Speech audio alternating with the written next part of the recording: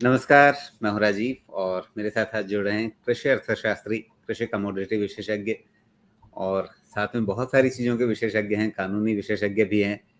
बहुत सारे पहलुओं से इनका परिचय कराया जा सकता है, लेकिन फ़िलहाल आज हम जिस विषय पर बात कर रहे हैं, उसके लिहाज से इन्हें कृषि कमोडिटी विशेषज्ञ या कृषि अर्थशास्त्री कहना ज़्यादा उपयुक्त रहेगा। विजय सरदाना जी। विजय जी, बहुत स्वागत है आपका।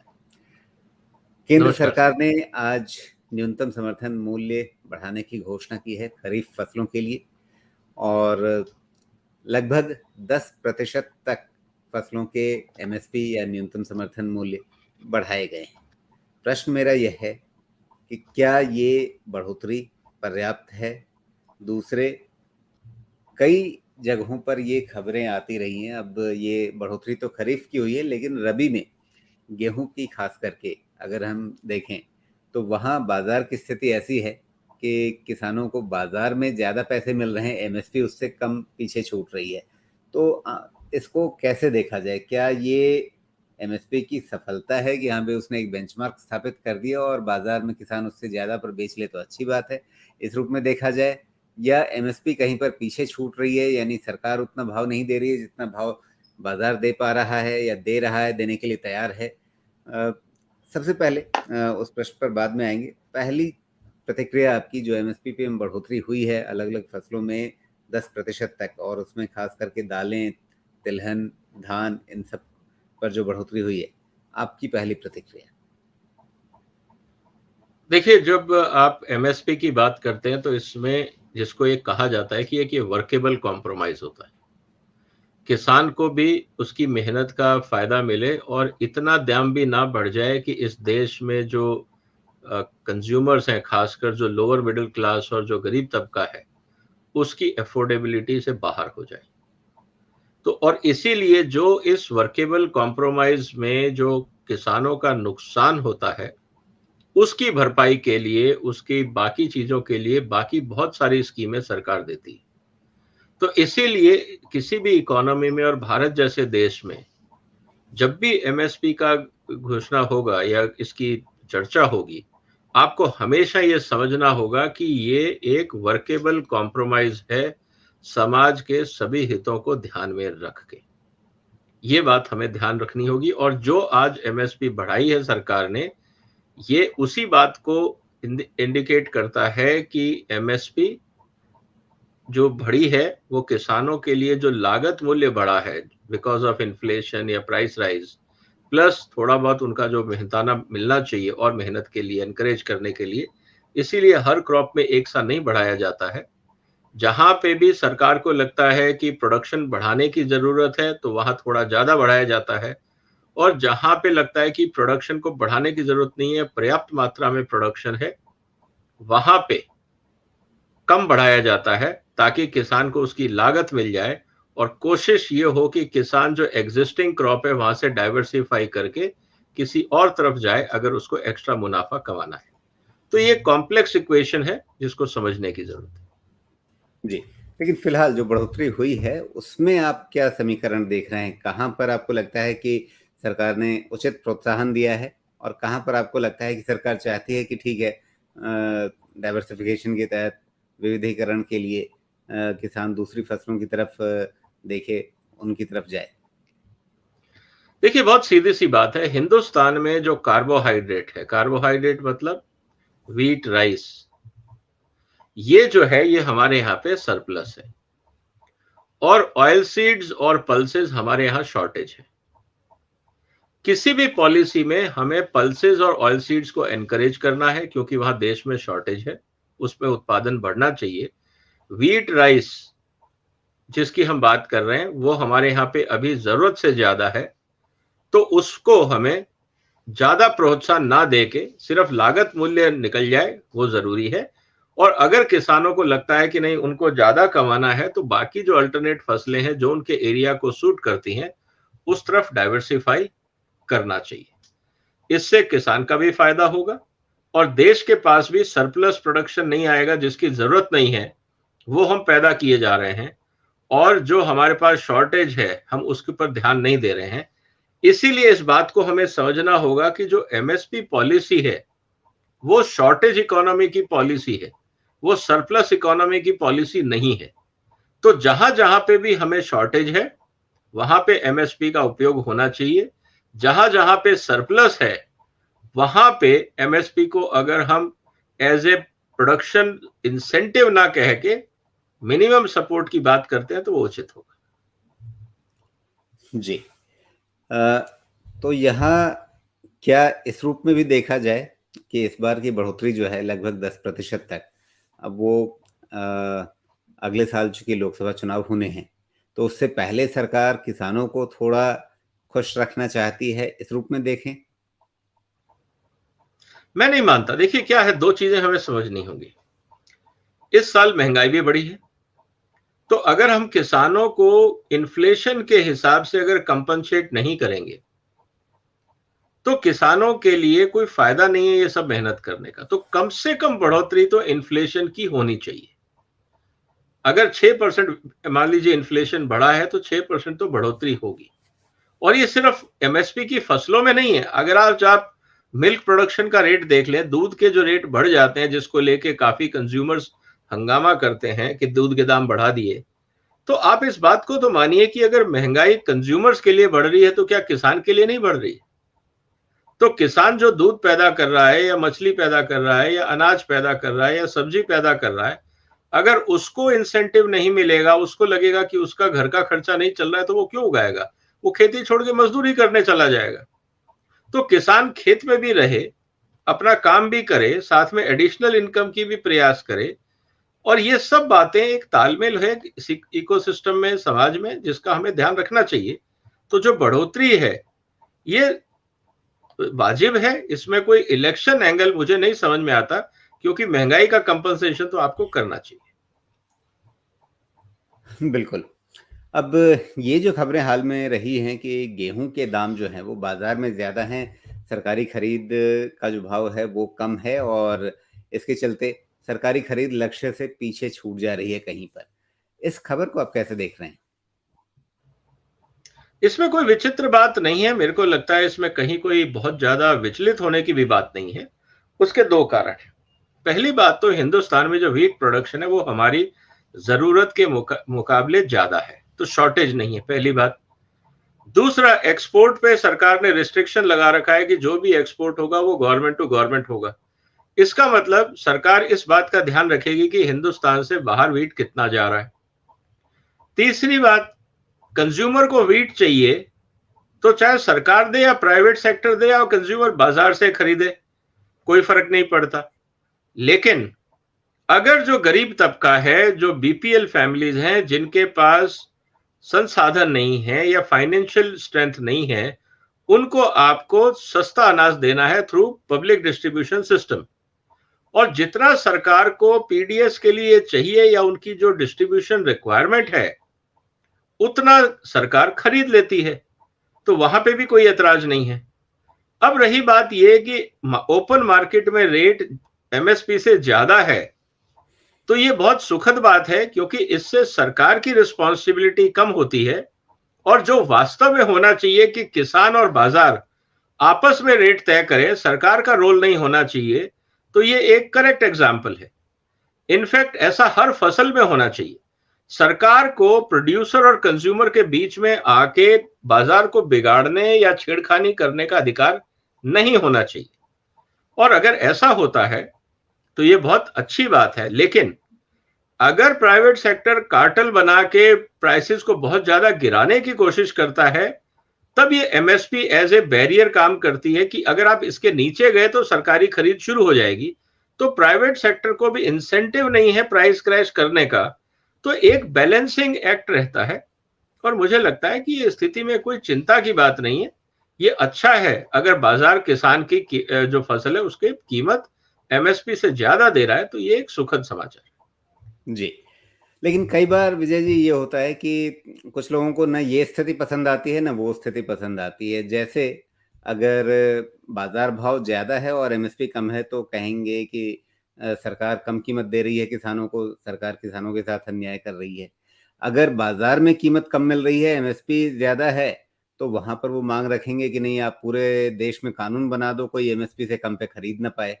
मतलब ये जो एक न इधर न उधर, मतलब कहीं भी चैन नहीं, उसको आप कैसे देखते हैं? देखिए, उनका स्टेक कुछ नहीं है, आप उन लोगों को इग्नोर करिए। वो ज़्यादा से ज़्यादा बाज़ार से जाके 10 किलो अनाज ले आएँगे अपने महीने भर के लिए। इससे ज़्यादा उन्होंने कभी माल खरीदा नहीं, कभी डील किया नहीं। उनको सिर्फ कमेंट करना है, ना वो कंज्यूमर है, ना वो प्रोसेसर है, ना वो सरकार है। वो सिर्फ कमेंटेटर हैं और बेसिकली वो कंज्यूमर है। अगर उनको लगता है सरकार कम दे रही है, बहुत अच्छी बात है, आप जाइए किसान को बोलिए मैं 50 रुपए किलो आपसे गेहूं खरीदूंगा और दे दीजिए ना, कोई रोक थोड़ी रहा है आपसे। तो कहने का मतलब है कि जिन लोगों को कमेंट करना है वो करेंगे। मैं तो अक्सर कहता हूं ऐसे लोगों को अगर आप सोना भी बांट देंगे फ्री तो वो उसमें भी गलती निकालेंगे, ये कहेंगे कि साहब साइज छोटा था। तो इन लोगों का कुछ नहीं है। देखिए, अल्टीमेटली जो भी सरकार है या समाज है वो मिल बांट के, जैसा मैंने शुरू में कहा कि एक वर्केबल कॉम्प्रोमाइज से चलता है, किसी की ओपिनियन से नहीं चलता है। और जो लोग ये बोल रहे हैं कि साहब किसान का एमएसपी बढ़ा देना चाहिए, आप इसको 4 गुना कर दो, कौन रोक रहा है? जब मस्टर्ड के रेट बढ़े थे किसानों के, मंडियों में 70 रुपए रेट हुआ था, जब सरसों का तेल 200 रुपए हो गया था क्योंकि रॉ मटेरियल प्राइस बढ़ गया था, तभी यही लोग विद्वान बन रहे थे कि देखो सरकार महंगाई पे काबू नहीं कर रही है। अरे भाई, जब आप कंज्यूमर को, अगर किसान को पैसा देना चाहते हो तो कंज्यूमर को तो पैसा उसका देना पड़ेगा ना, लागत तो देनी पड़ेगी। आप कहते हो नहीं, किसान को भी पैसा खूब मिल जाए, कंज्यूमर को भी ऑलमोस्ट फ्री में राशन मिल जाए, तो फिर बीच का पैसा आएगा कहां से? कि नहीं सरकार सब्सिडी दे, तो सरकार कहेगी ठीक है हम आप पे टैक्स लगा देते हैं, तो फिर ये चिल्लाएंगे कि नहीं साहब हमारे पे टैक्स क्यों बढ़ा दिया, कि भाई सब्सिडी का पैसा कहां से आएगा? नोट छाप के बांटे जाएंगे। तो देखिए, इन लोगों को होलिस्टिक सिनेरियो समझ में नहीं आता है। इनको सिर्फ मुद्दा उठाना है, तस्वीर खिंचवानी है कैमरे के आगे बैठ के, वो उनका काम है, उनको करने दीजिए। अगर वही बोलेंगे नहीं और चर्चा नहीं होगी तो 24 घंटे के चैनल चलेंगे कैसे, अखबारें बिकेंगी कैसे? तो हर आदमी अपना अपना एग्जिस्टेंस प्रूव करता है, उनको करने दीजिए। देश को पता है क्या जी। करना है, देश आगे बढ़ेगा। अभी कुछ कपास के बारे में भी ऐसे ही खबरें रही, वहाँ भी किसानों को अच्छी कीमत बाजार में मिल रही है, एमएसपी उससे कम है। तो कुल मिलाकर के जहाँ भी आपको ऐसी स्थिति दिखती है कि बाजार भाव ऊंचा है, वहाँ आपको लगता है कि किसानों के लिए बेहतर स्थिति है? देखिए, निश्चित रूप से अगर कोई भी सेलर है, किसान को अगर मैं व्यापारी मानूं तो किसान क्यों नहीं ज्यादा दाम लेना चाहेगा? लेकिन किसानों को यह भी समझना चाहिए कि अगर इस साल दाम ज्यादा अच्छे मिल गए तो कोई गारंटी नहीं है कि लाइफ लॉन्ग मिलेंगे। ये बाजार है, बाजार में उतार चढ़ाव रहता है। और ये बात सही है कि अगर आज किसान को कमाने को मिल रहा है तो जरूर कमाना चाहिए, किसान को पूरा हक है कमाने का। वो क्यों पीछे रहे? उसको भी अगर कार खरीदनी है तो उसका हक बनता है। लेकिन ये उम्मीद करना कि क्योंकि पिछले साल मेरे को बहुत अच्छा रेट मिल गया था हर साल मिलता रहे, ऐसा नहीं होता है। बाजार है, उतार चढ़ाव रहेंगे। हो सकता है कि कोई दूसरा किसान आपसे अच्छा माल सस्ते रेट में दे रहा हो सकता है आपके क्वालिटी का इशू हो सकता है जो कंज्यूमर आपसे आज तक खरीद रहा था आज उसके पास एक अल्टरनेट सोर्स बन गया, या एक और माध्यम से उसने चीज सस्ते में खरीद ली। तो कंज्यूमर चाहेगा या बायर चाहेगा कि वो सस्ते में अच्छा माल कैसे खरीदे, और सेलर की भी ये जिम्मेवारी है कि वो अपना माल ज्यादा कीमत पे कैसे बेचे। यही तो बाजार का काम है। अगर जी, सिर्फ मैं जो मांगू और बाजार दे दे तो फिर बाजार का कोई मतलब नहीं रहता। बिल्कुल। अच्छा, ये बताइए, आपने शुरुआत में ये ज़िक्र किया कि जितनी महँगाई दर हो, उससे ज़्यादा तो एमएसपी बढ़नी ही चाहिए। तो ये बात स्वाभाविक है, लेकिन अब जो एमएसपी बढ़ी है, क्या उसके चलते खाद्य महँगाई और बढ़ेगी? क्या इसकी कोई आशंका बनती है कि अगर एमएसपी बढ़ी है, तो बाज़ार में दाम उसी अनुपात में और बढ़ जाएँगे और उसका जो एक असर है, वो जो उपभोक्ता है, जो बाकी सारे जो किसानों के अलावा जो बाकी सारे जो उपभोक्ता हैं, उन सबको कीमतें ज़्यादा देनी पड़ेंगी, चुकानी पड़ेंगी? ऑब्वियसली देखिए, ये तो निश्चित बात है।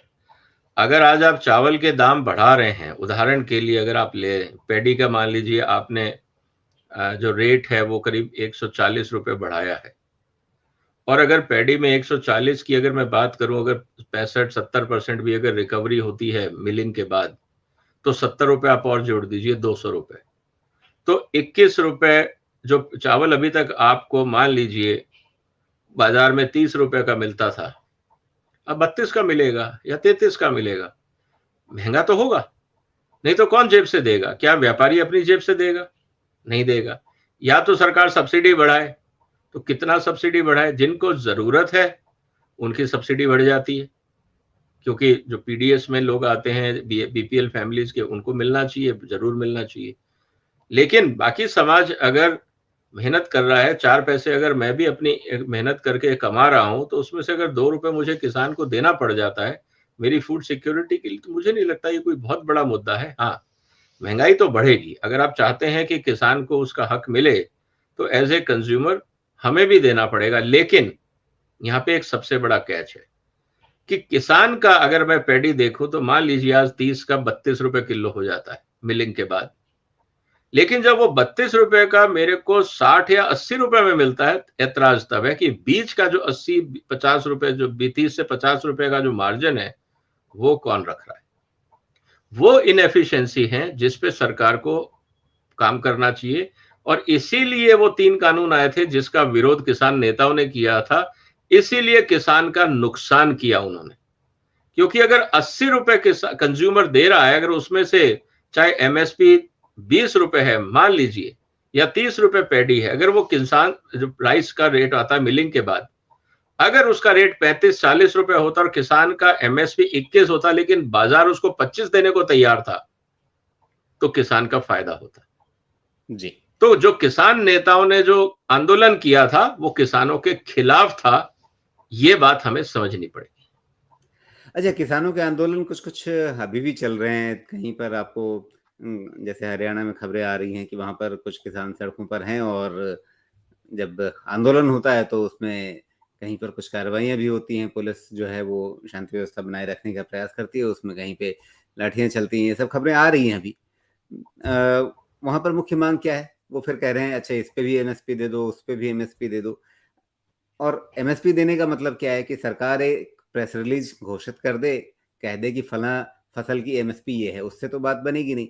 आप एमएसपी अगर घोषित करेंगे तो आपको कुछ खरीदना होगा। सरकार वही चीजें खरीद सकती है जो वो खरीद करके लोगों को बांट सकती है, दे सकती है, अपने पीडीएस में बेच सकती है। ऐसा तो है नहीं कि कुछ भी खरीद ले और कुछ भी पीडीएस में चला जाएगा। तो इसका फिर समाधान क्या है? देखिए, मैंने पहले ही कहा, जो एमएसपी है ये शॉर्टेज इकोनॉमी का फॉर्मूला है, ये सरप्लस क्रॉप का फॉर्मूला नहीं है। प्रॉब्लम क्या है कि हमारे पॉलिटिशियन जब उनको कोई चीज पॉलिटिकली सूट करती है तो उसको अडॉप्ट कर लेते हैं। ये नहीं देखते कि आज आपका टर्न है, आज आपने अडॉप्ट कर लिया, 2-3 साल कर लिया, 5वें साल क्या होगा, वही चीज आपके ऊपर दोबारा पड़ेगी। लेकिन पॉलिटिकल प्रवृत्ति यह होती है कि यार जब होगा तब देखेंगे, अभी तो फायदा उठाओ। और यही है कि जिन चीजों की देश में शॉर्टेज है, चाहे वो प्राइवेट सेक्टर खरीदे या सरकार खरीद के कंज्यूमर को दे, वहां पे एमएसपी लाने में कोई दिक्कत नहीं है, क्योंकि आप पूरा पैसा कंज्यूमर से वसूल कर सकते हो, तो उसमें सरकार पे बोझ नहीं पड़ता, चाहे प्राइवेट सेक्टर हो या गवर्नमेंट सेक्टर। लेकिन जो चीजें ऑलरेडी आपके पास गोडाउन में पड़ी हैं, रखने की जगह नहीं है, आप उस पे एमएसपी दे के खरीद के क्या करोगे? जो देश का बचा हुआ पैसा है उसको आप और गोडाउन में डाल के ब्लॉक कर रहे हो। जिस पैसे से स्कूल और हॉस्पिटल चल सकते थे, उसको आपने गेहूं चावल खरीद के गोडाउन में भर के वेस्ट कर दिया, और आपने बचा हुआ जो बजट डेफिसिट है उसको पूरा करने लिए बैंक से लोन लिया, और उस पर फिर आप अगले 20 साल तक ब्याज देते रहेंगे। ये मूर्खों वाला काम, लेकिन राजनीति है, लोग करते हैं। तो ये बात हमें समझनी होगी कि आपका एमएसपी कोई आंसर नहीं है। रही बात दूसरी फसलों की, दूसरी फसलों में अगर मान लीजिए पेरिशेबल क्रॉप है, तब आप क्या करेंगे? और तीसरी बात जो कोई आदमी नहीं चर्चा कर रहा है कि एमएसपी की क्वालिटी क्या होनी चाहिए। क्या जस्ट बिकॉज किसान ने उगा दिया इसलिए उसको एमएसपी मिलती रहे? तो ये तो अगर ऐसा है तो फिर देश में आप आज कम से कम और कुछ नहीं तो हिंदुस्तान की टोटल जो फसलें उनकी कीमत करीब 35 से 40 लाख करोड़ है। 35 से 40 लाख करोड़ में अगर आप हर फसल के लिए एमएसपी देंगे तो फिर हरियाणा क्यों? फिर तो कल को आप काजू पे भी दे दीजिए, सेब पे भी एमएसपी दे दीजिए, मुर्गी पे भी दे दीजिए, अंडे पे भी दे दीजिए, दूध पे भी दे दीजिए। फिर तो हर किसान इस देश का नागरिक है ना, संवैधानिक अधिकार तो सबके बराबर है। फिर हरियाणा पंजाब के किसान ही क्यों ज्यादा अपने आप को मानते हैं कि वो ज्यादा इंपॉर्टेंट है इस देश के लिए। तो कहने का मतलब ये है कि भारत सरकार को एक एजुकेशन कैंपेन चलाना चाहिए किसानों के बीच में, जो मैं बार बार बोलता हूं, जहां पे भारत सरकार और एग्रीकल्चर यूनिवर्सिटीज फेल हो रही हैं और लगातार फेल हो रही हैं और 75 साल से फेल हो रही हैं। वो ये है कि किसानों को बाजार के बारे में जानकारी ना देना, किसानों को एग्रीकल्चर इकोनॉमिक्स के बारे में ना सिखाना। इसीलिए किसान हमेशा, उसको जो आता है वो अपनी ज्ञान दे के चला जाता है और किसान कंफ्यूज खड़ा रहता है कि मुझे क्या करना है। तो अल्टीमेटली उसको एक ही होप दिखता है कि जब ये सब लोग मुझे मूर्ख बना रहे हैं तो कम से कम एमएसपी तो दे दो यार, जो उगा दिया वो तो बिक जाए।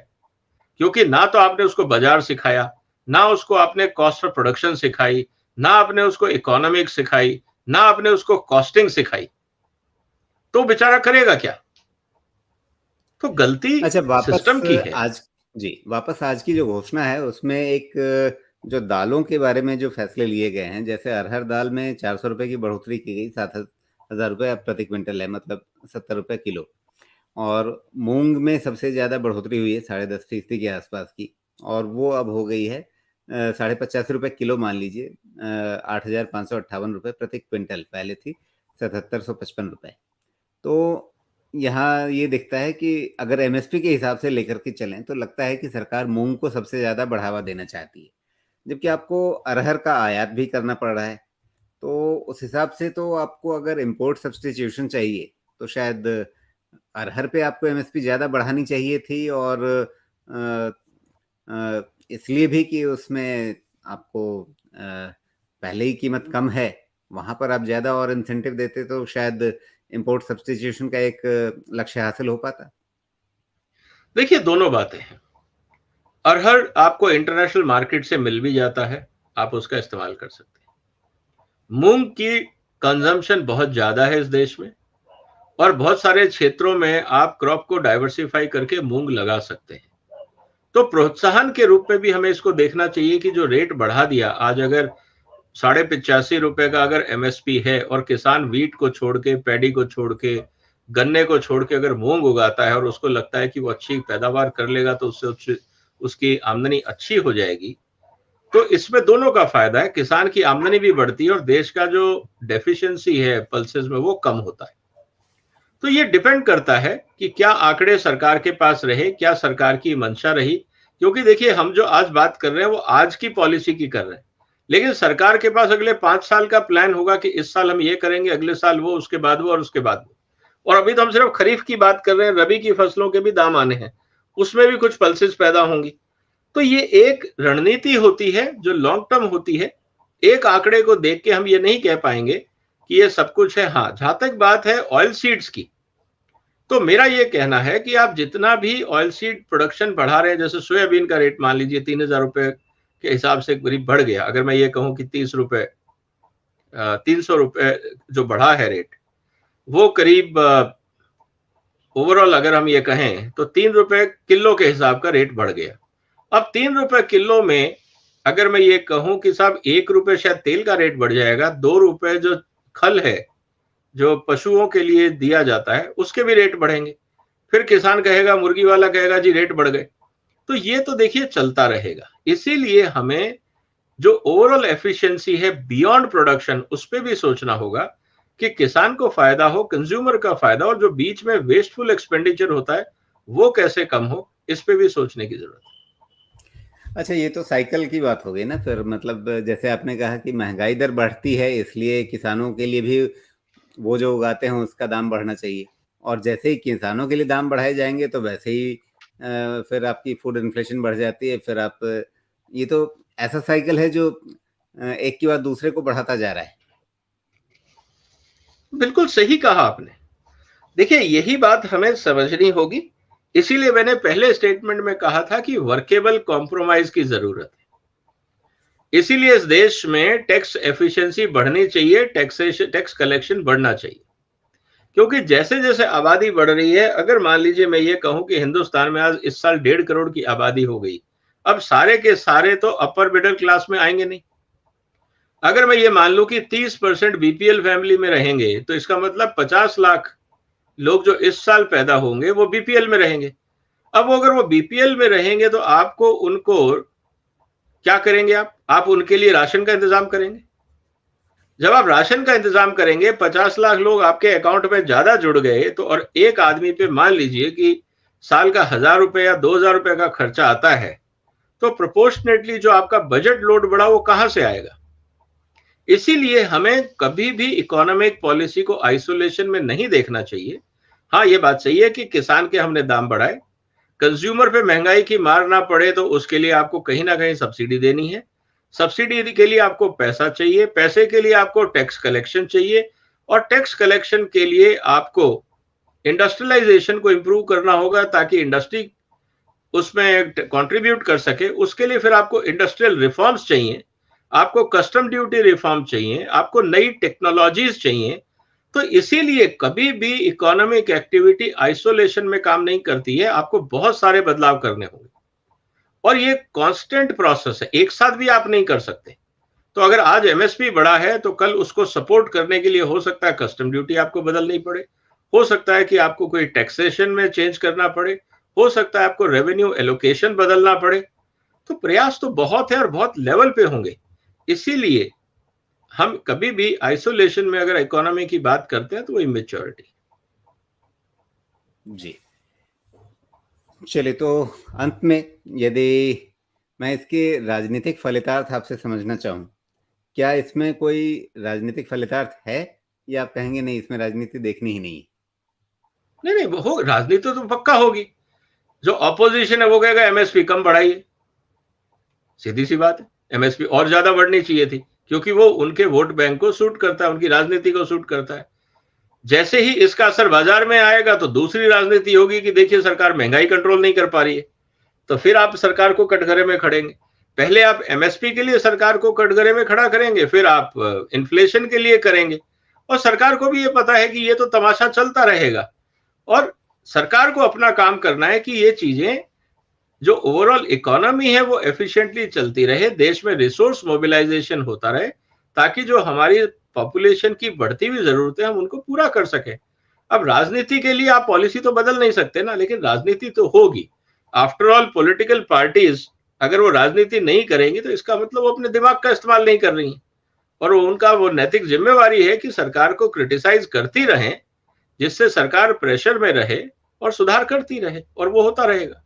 जी, तो चलिए, ये तो रही बात राजनीति की, लेकिन किसान के लिए मतलब क्या है इसका? क्या सीधा सीधा एक लाइन में ये कहें कि थोड़ा धान गेहूं कम उगाइए, दाल और तिलहन ज्यादा उगा लीजिए? क्या सरकार उनसे सीधे सीधे हाथ जोड़ के ये कह रही है? देखिए, निश्चित रूप से कॉमन सेंस यही कहता है वो चीज उगाइए जिसकी बाजार में जरूरत हो, चाहे सरकार कहे या ना कहे। आज आपके आसपास जो लोग कपड़ा बना रहे हैं या जो लोग प्लास्टिक के बर्तन बना रहे हैं, कपड़े के प्रोडक्ट्स बना रहे हैं, कुछ और बना रहे हैं, उन सबको एमएसपी थोड़ी मिल रहा है। किसानों को यह समझना होगा कि हिंदुस्तान में करीब 4.5 करोड़ एमएसएमई हैं।